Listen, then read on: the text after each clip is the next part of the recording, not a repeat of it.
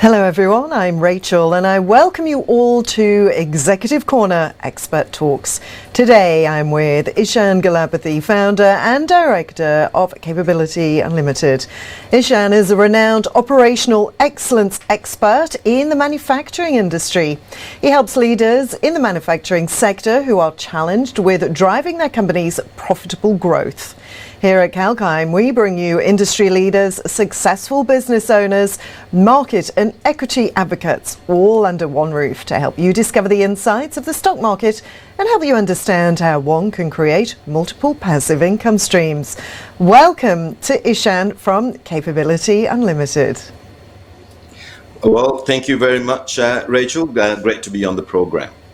Very good to talk to you today. So, starting off, Ishan, what are the issues faced in the Australian manufacturer sector right now? Yeah, and what great times to talk about manufacturing. It's almost fashionable yet again to talk about manufacturing in Australia, isn't it?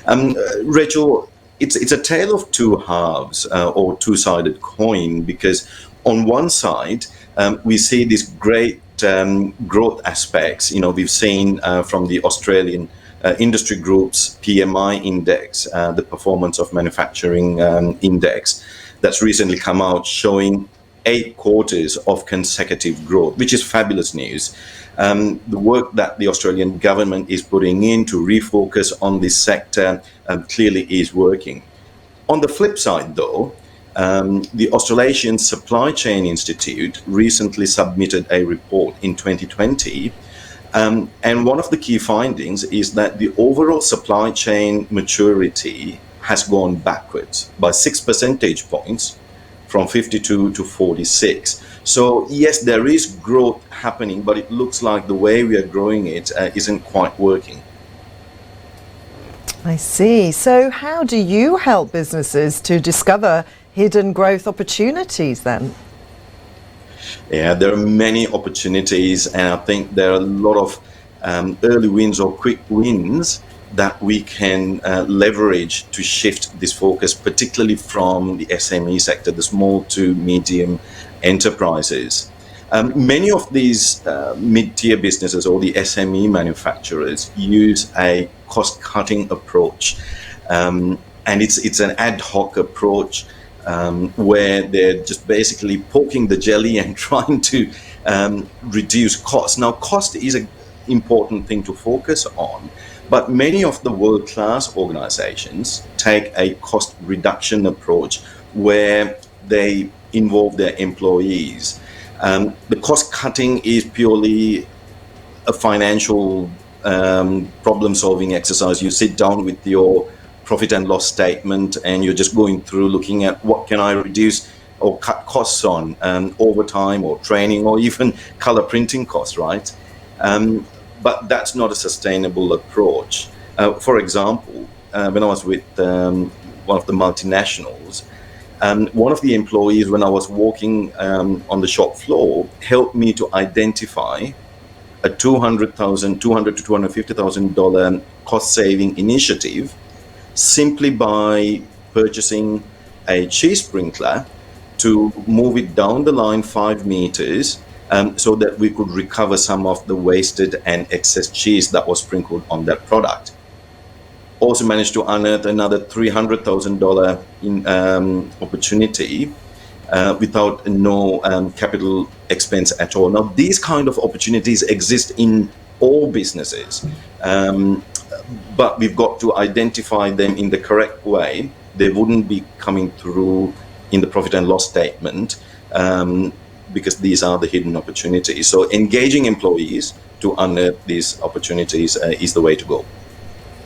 It sounds like a very satisfying move. And you mentioned leverage points there. What are the leverage points that enterprises can use to realize their full potential? Your listeners would be fully aware of, one of the common phrases of the old adage of stuck in the business. And I find leaders are stuck in the business because many of them are going through that cost-cutting approach. So the biggest leverage that businesses can work on or utilize is engaging the employees to identify those hidden opportunities. We know companies like 3M or Atlassian, they have these quarterly ideation days where they give freedom for employees, freedom to employees to come up with any potential opportunities to improve the business, grow the business, cross-pollinate ideas and see what comes up with. We've heard that the post-it note that's commonly used these days came out from one of those sessions. Is the commonly used example. So if many of particularly the mid-tier manufacturing businesses or the small to medium enterprises can engage their employees, educate their employees, and implement those systems to involve majority of the employees to identify opportunities, that would give the opportunity for them to shift the business forward. And would you please be able to elaborate on the different training programs that you offer? Yeah, I think there's two in particular.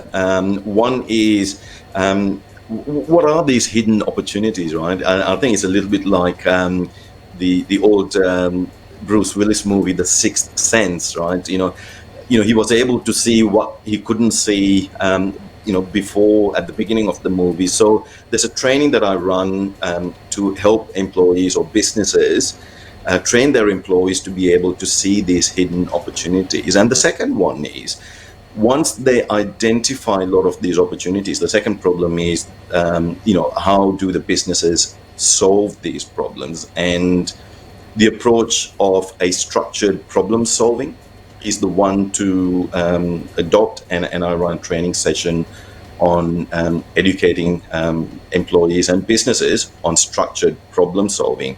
It's a little bit like solving a Rubik's Cube, the six-sided cube that, with multiple colors of red, blue, and green. If I gave a Rubik's Cube, many would be able to somehow struggle and perhaps solve it for one color, red. But there is a solution to solve all the colors, but you don't know what the process is. So the structured problem solving is similarly to give that approach of educating people without being frustrated. Yes, you can solve the Rubik cubes for all six colors. So how do you solve these problems effectively and efficiently? And you've been holding many virtual workshops. What are the key specs covered in these workshops? Yeah, last year, as soon as we went into lockdown, I ran a number of workshops and workshops basically on releasing immediate capacity. I ran them complimentary because I thought that's what was needed at the time, as a way of solving some of our local manufacturing issues when the global supply chains got restricted. I now run a workshop based on my new book, Advanced, and you can probably see it at the back as well. The Advanced book focuses on a framework.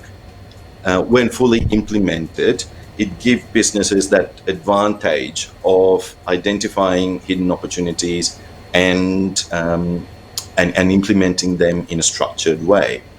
So I now run a monthly workshop to basically help businesses to diagnose what some of the missing gaps might be in their businesses against the 12 essential elements that I talk about in the book. Sounds fascinating. And you have been featured in the Financial Review, the Australian Business Executive, and many other media outlets. What do you believe has been your unique selling proposition behind building such a substantial profile?